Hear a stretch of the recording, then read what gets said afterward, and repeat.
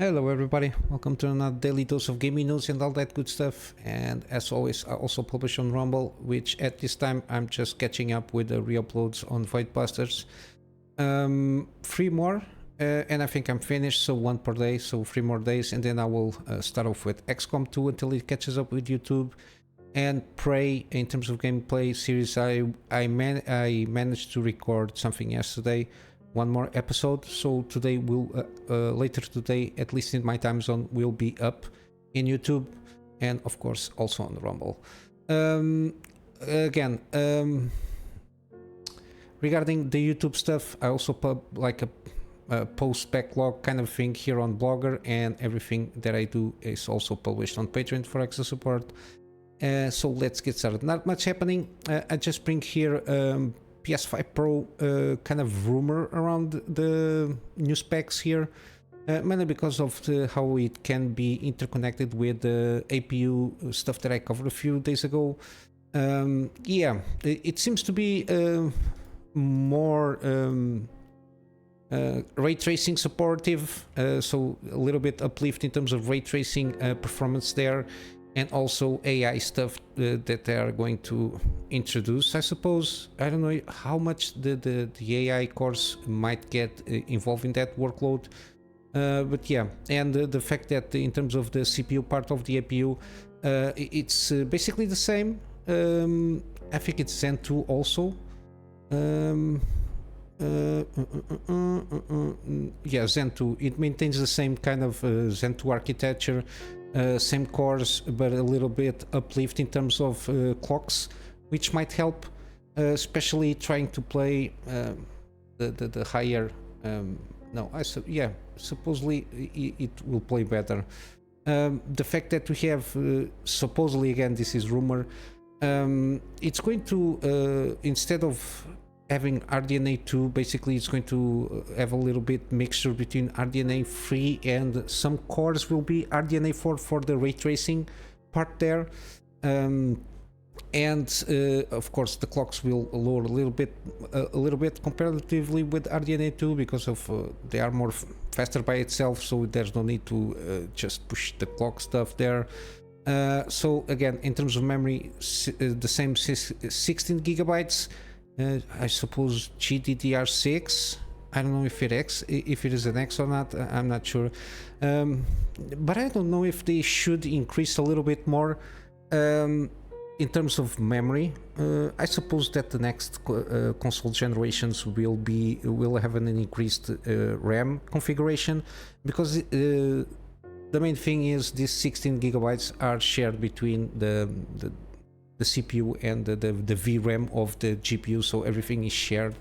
And we start to see on CPU, especially when you try to play with more details or graphic fidelity or even higher resolutions, which push again the graphic fidelity by itself. 16 gigabytes will start to get to be on the edge there, especially just by the system itself. It's minimum 16 gigabytes, and then you have the GPU stuff, which bare minimum 8 to 12 gigabytes. It starts to be on the edge there regarding gaming thing, but of course this is like a closed circuit by itself, so to a certain degree it makes a little bit more easier to make the performance tweaks and do all the things to run more smoothly, even though usually you get supposedly 4K, but usually it's upscaled and it goes around 30 frames per second. It's still like the benchmark. Even though they are for 4K, you can get some 60 frames depending on the game, but yeah. The thing here is more about interesting the fact that this AI stuff there, it's being integrated. I think it's like 2 or 3 cores. I'm not sure how many cores they're going to have, but it's XDNA2, which is supposedly threefold in terms of performance compared to the first generation. But yeah, we'll see how it goes. And the fact that again, the SoC is the manufacturing is supposedly 4 nanometers, which is way lower than the mix between 7 and 6 nanometers from the PS5. But you got some interesting things here.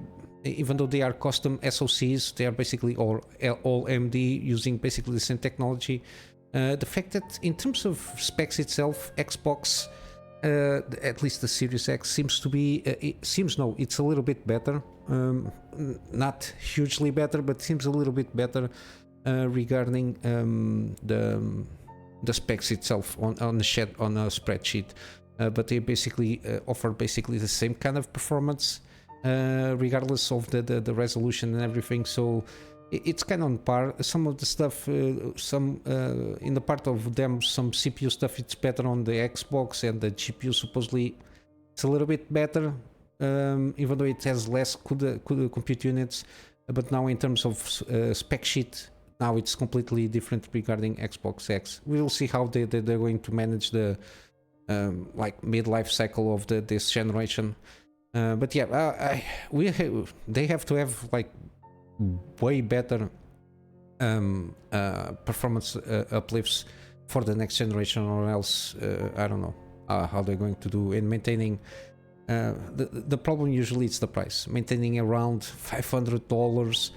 I don't know if people will receive well, for example, the next console generation being 600 or something like that. And I don't know how much. I hope they maintain, like they have one main line and maybe just like a cut down version, something like that. Or if they're trying to get too much SKUs around, like a premium edition or like a XP edition or whatever they want to call, super edition, whatever they want to call it, and if they start to segment too much their own console, might as well build a PC, because then you start in getting in something that it's one of the main things that benefits having a console. You just buy the hardware, and you know that hardware is going to be the same, and all the games that you're going to play in the next 7-8 years are going to be played in that hardware. Something that it's not 100% sure when you build your own PC. But yeah, interesting things here. We'll see how it goes. Supposedly they're going to announce this next year, by the end of next year. We'll see. It's interesting, at least to follow up the technology in terms of hardware of these consoles here. In not so good news, we might need to prepare for impact regarding SSD stuff and NAND storage, which is VRAM, anything that takes a chip of memory. The prices are expected to rise a little bit. This is, I think, a little bit misleading, since this quote of 55% up in terms of increase seems that is regarding Western Digital informed its clients, because they are very specific, whopping 55% increasement in NAND chip prices. I assume this is for the manufacturers. At least that's what I assume. I don't know if it is more enterprise kind of a thing here, where things have to be a little bit more refined, let's say. But yeah, regardless, at least 50, probably we will have a huge amount of price increases next year. Again, don't panic by anything. Take an advantage, at least if you really need expansion in terms of hard drives, or if you need going to buy a new system or upgrade the system, for example the DDR stuff or something like that. And this, I'm not sure how much it will affect the GPU stuff in terms of the VRAM stuff, because they use also memory chips. But yeah, we're going to start to see a rise, mainly because of how the market functions. Supposedly the downward trend with the SSD specifically started in 2021, when the world saw a storage of master controls IC, so it's the thing that controls what it writes, when it writes, and how to write, and all that jazz. This is like a market analysis company, I think Phison, has closed that SSD shipments are on the way to recovery. A reported 40% year-on-year increase in total shipments. It's good for them, which is yet a large number, because SSD industry hasn't received a piece of good news for a while now. Okay. Yeah, basically it's prepare yourselves for the start of next year, especially after I suppose CES. I don't know if there's something like groundbreaking. I don't think so regarding new models of SSDs and stuff like that. But at least if you expect to buy something regarding SSDs or NVMEs or something like that, start making your own analysis. We are in middle of December.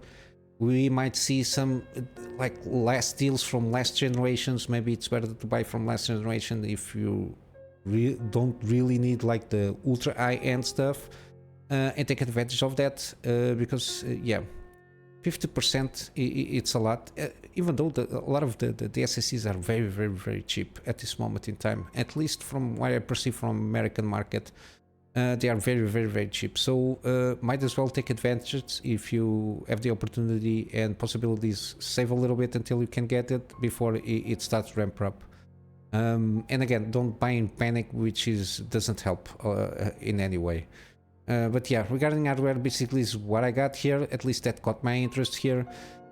Regarding gaming, there is a new PlayStation China Hero project. I talked about this throughout this year, here and there. There's some announcements here and there. Basically, it's the PlayStation kind of hub that exists for independent developers in China, and I covered a few games. I don't remember all the names. I cannot associate the names of the games on the ones that I really liked and I saw. But there is kind of a new trailer here for the Unreal Fest in Shanghai.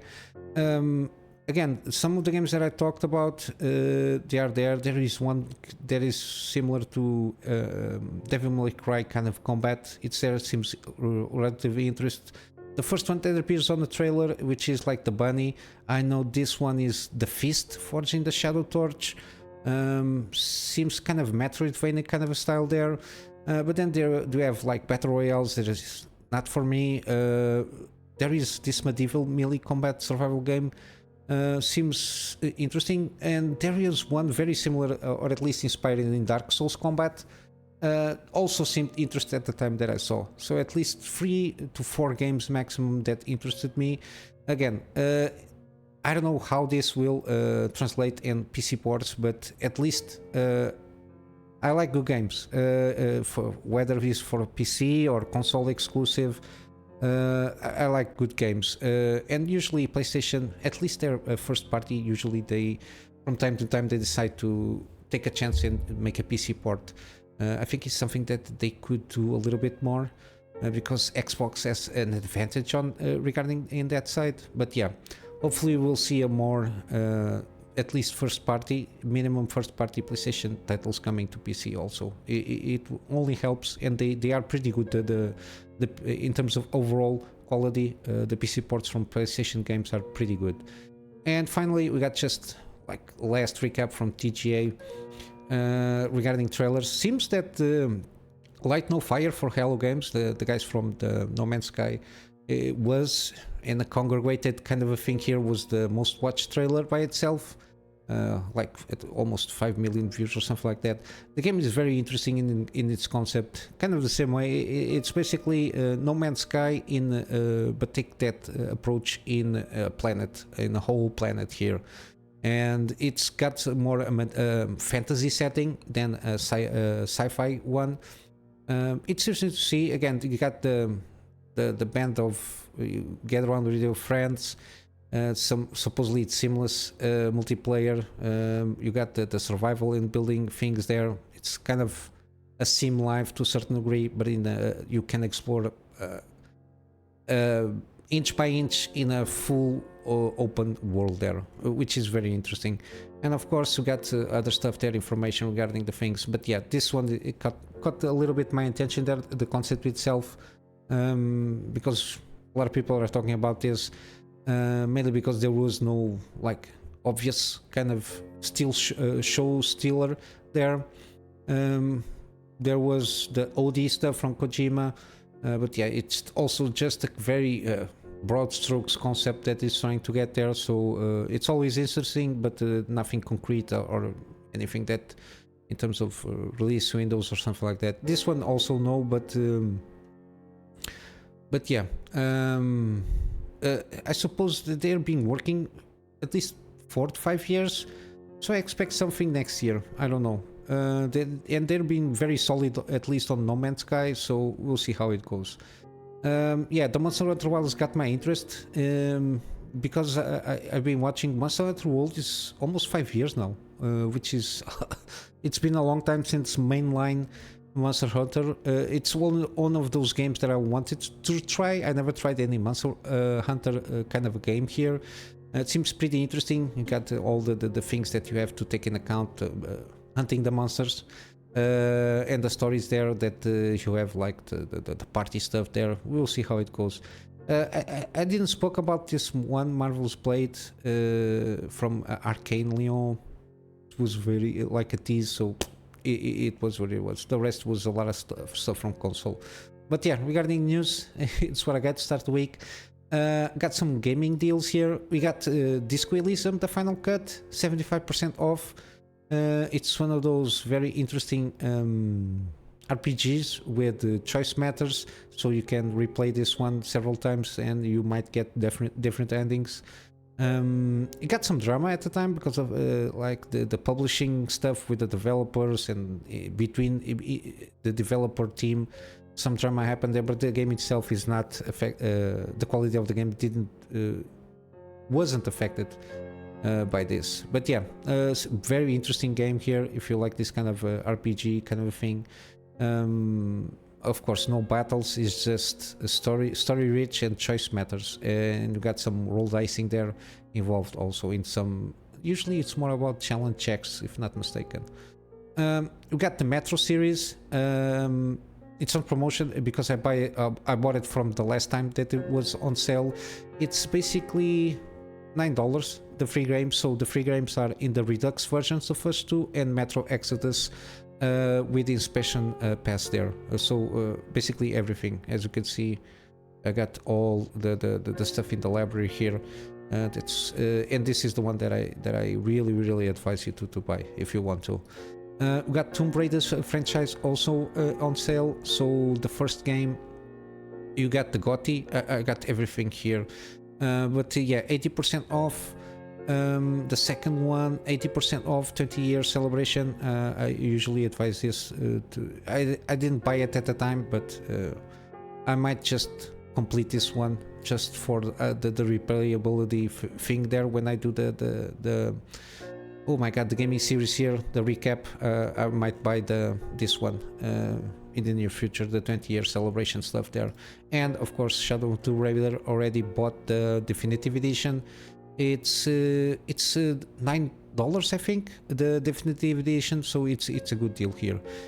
We got also, again, this is a lot of the stuff that is already in my library. I prefer to try to cover what is in my library, and it's on sale, so I can cover it, so I don't forget about this. It's Deus Ex, the soft reboot of the thing here, which is basically a prequel. The director's cut here, free bucks, give or take. And Deus Ex Mankind Divided, 85%, $5. Oh my god, this is so cheap. But then you can have digital deluxe edition if you want to, so it's very cheap. It's in the game, it's pretty good. And then we got the Resident Evil franchise. Again, it's varies between around 75% off to 80 to 90 depending on the game. I'll put all the list of the games that are on sale from Resident Evil franchise, and you can choose by yourself what you prefer here. Yeah, basically that's it for today, guys. Hope you enjoyed this program, and I will see you in the next one. Until then, Kunamy Master out.